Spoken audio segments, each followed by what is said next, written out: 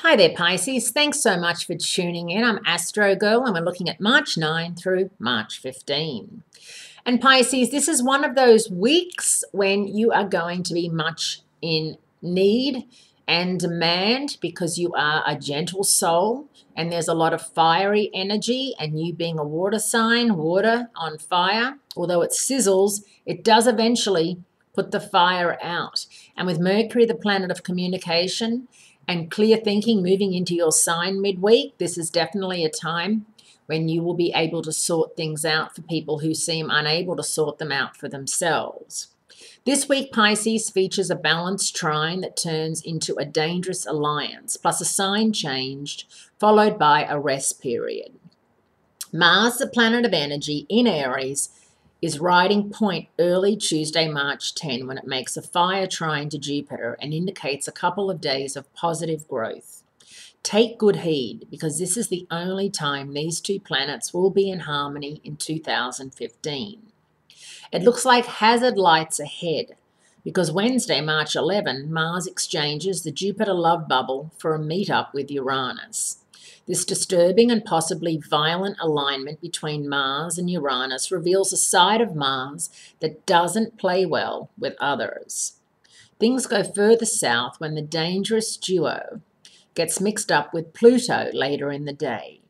The immense significance of this Uranus-Pluto meeting, the next one will be in opposition in 2046, will be discussed next week. But until then, the best thing to do is proceed with caution. On Thursday, March 12, Mercury leaves Aquarius to explore the magical mysteries of Pisces. The 3 weeks that Mercury spends in your sign will shift communications, travels, and thought patterns into the emotional and non-verbal right side of the brain.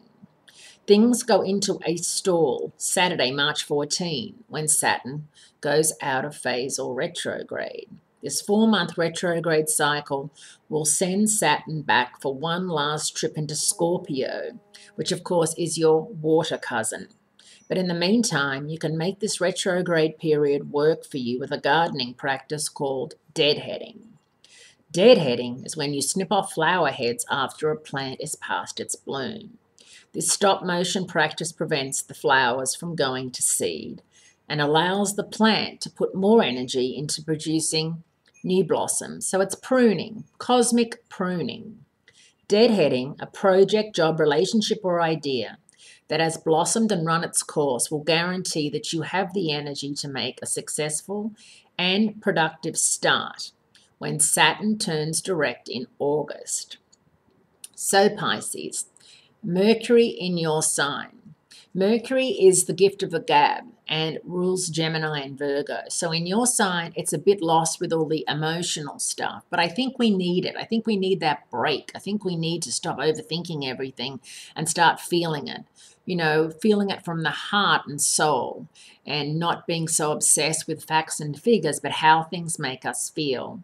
Mercury in your sign is a great time for you to travel, to communicate. Say, for example, you're very close to someone and you haven't seen them in a while. Why don't you just plan a spontaneous trip, book a ticket online? I mean, plane tickets, if you book it on the right time, apparently Sunday and Tuesday are the best days, you can get really good deals. And sometimes seeing someone that you're emotionally connected to, it just, it's just such a wonderful experience and a wonderful thing to do for yourself. And sometimes we get so caught up in going to work and going to the gym and going out for dinner and, hanging out with the same people all the time, watching television.